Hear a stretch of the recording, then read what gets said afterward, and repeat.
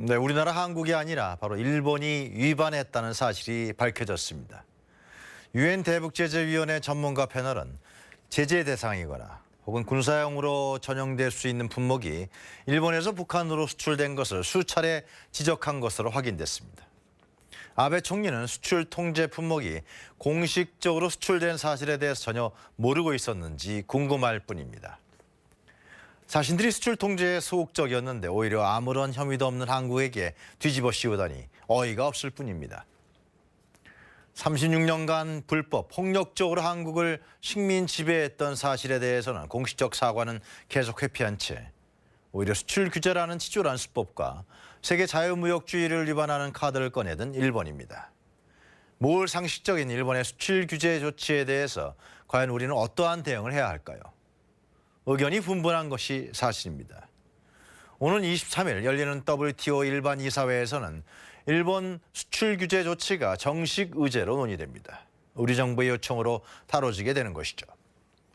한국 정부는 일본 정부의 태도가 바뀌지 않으면 WTO 제소도 적극 검토하고 있습니다. 동북아시아에서 한미일 관계의 안정성을 바라는 미국 정부 역시 한국 정부의 강력한 요청을 받아들여서 전향적인 조치가 나올 것으로 기대됩니다. 일각에서는 한일 의원 연맹을 통해서 일본과 가까운 의원들이 일본을 방문해야 한다.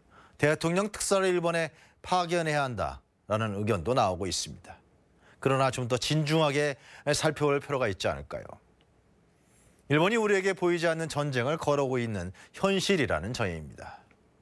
지난 12일이었죠. 한일 간의 실무진들이 마주한 사실이 있었습니다. 그러나 일본을 방문한 우리 정부 관계자들을 일본은 철저히 무시했었죠. 또 격도 낮추려고 했습니다.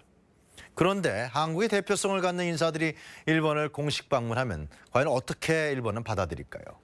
역시 한국이 아쉬워하는구나, 우리가 쓴 관계책이 성공했구나라고 판단하고 더욱더 강경한 정책을 펼치지 않을까요? 얼마 전 유엔사에서는 한반도 비상 상황이 발생하면 전력 지원국에 일본을 포함시키는 것을 검토했다는 보도가 있었습니다. 일본이 가장 노리고 있는 일본군의 한반도 재진출이라서 가슴이 섬뜩했었습니다. 일단 우리는 가용할 수 있는 최대한 자원을 동원해서 외교력에 총력을 다해야 합니다.